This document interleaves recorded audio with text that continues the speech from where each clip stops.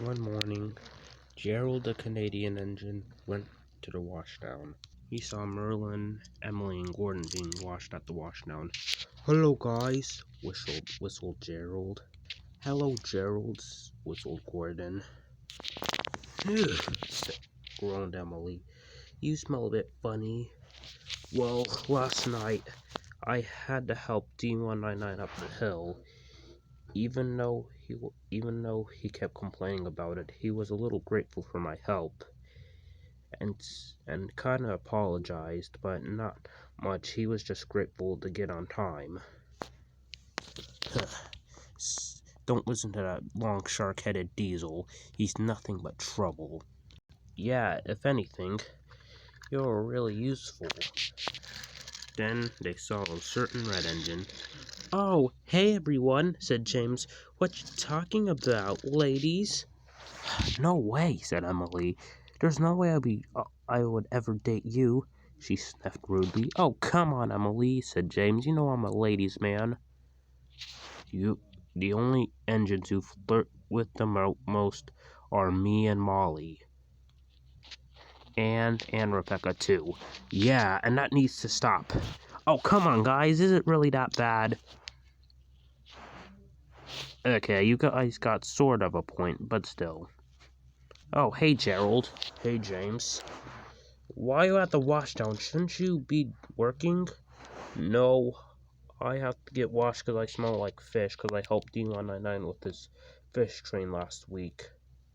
Then Diesel 10 came. "What do you want, 10? grumbled Merlin. "Oh, hello, stink balls," laughed Diesel 10. "Oh, hello, Gerald. You remember when me and D planned to scrap you once?" Yeah, it feels like my driver will never forget that, you demonic devil," grumbled Gerald. "Huh," huffed Diesel 10. "You're just a silly old green lizard with black legs for wheels. You're so slow, I bet your top hat might actually scrap you diesels like me." "Well, So, where are the rest of your classes? Back at Canada? Ha! I'm sure they're still wondering where you've been. Probably scrapped." Gerald felt hurt. He felt nervous. "How rude!" wheezed Emily. "Sorry, guys. I don't have much time to stay. I have some freight cars to pull. See you later." "Bye, my beauty. Stay away from me," Emily groaned. "Disgraceful," said Gordon. "That Diesel has no right to talk to others like that." "I would like to talk, but I have an express to pull," and Gordon thundered quickly away. As soon as James was being washed, Gerald went to do his work.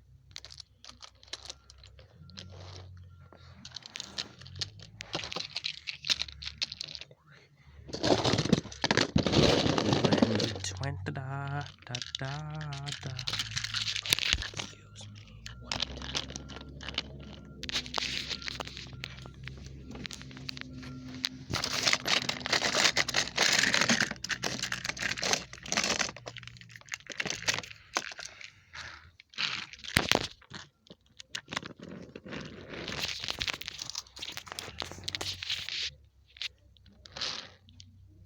Beep! Sorry for that. I didn't know it was still filming. As Gerald was ready to take his goods train, Merlin came up. "You need some help? Freight cars can be troublesome." No thanks," said Gerald nervously, and he started off slowly. "Do not listen to what Diesel 10 says, Gerald," said his driver. "He is nothing but troublesome and evil." Later on, Gerald continued pulling his freight cars, but he was still worried of what Diesel 10 had said. "Hey, let's give this new fella some trouble," said the freight cars, and they bumped and bashed each other. On, faster, faster, they giggled. But Gerald took no notice. as he continued his work. Later on, Dieselton was telling D199 a prank they would do on Gerald. Sorry for my confusion. So, as soon as that black-legged green lizard comes,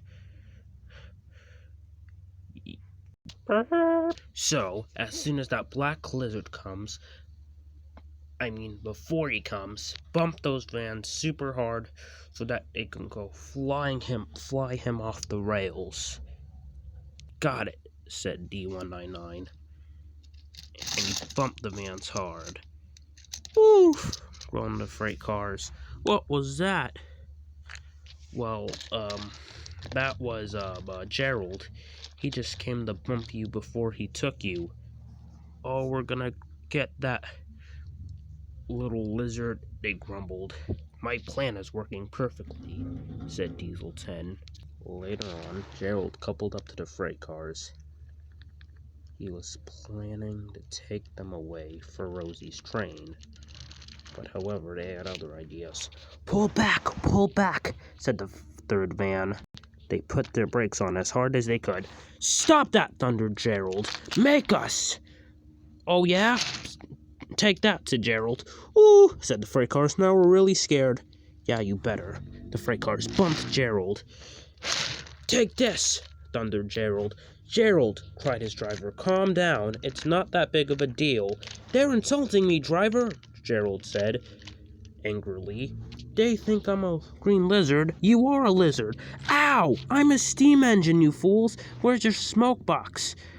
I may not have a smoke box, but at least I have the brains to talk to you jerkwads that we're supposed to call troublesome trucks. Ow! Grumbled the freight cars. That's it. Bump him off the line. Whoa, groaned Gerald. Gerald bumped him back. Meanwhile, Rosie was coming, and she didn't know that freight cars were coming by her. But when she saw, she tried to move, but it was too late. Oh no, cried Rosie.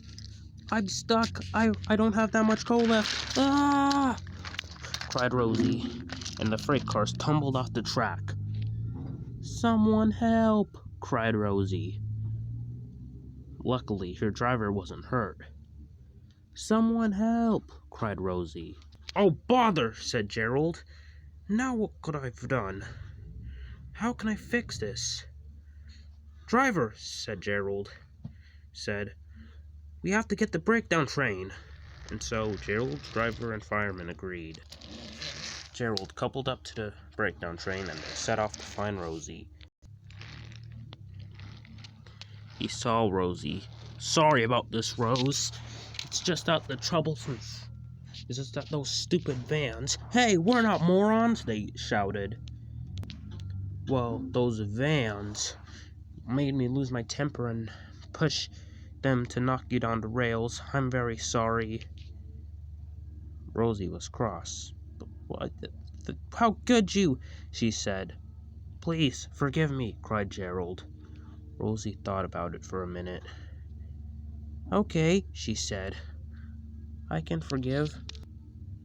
The freight cars were put back on the rails, one by one. The next day, Sir Topham Hatt spoke to Gerald. Gerald, although you made the freight cars hit Rosie, she told me that you got her back on the rails and made up for lost time by helping her train.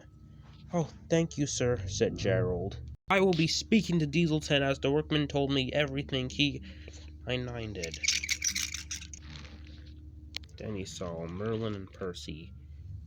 Hello, Gerald, whistled Percy. We heard about your bravery yesterday. Well done, Gerald. You're welcome, said Gerald. Gerald felt very happy. He thought he was a really useful member of Sir Topham Hatt's railway.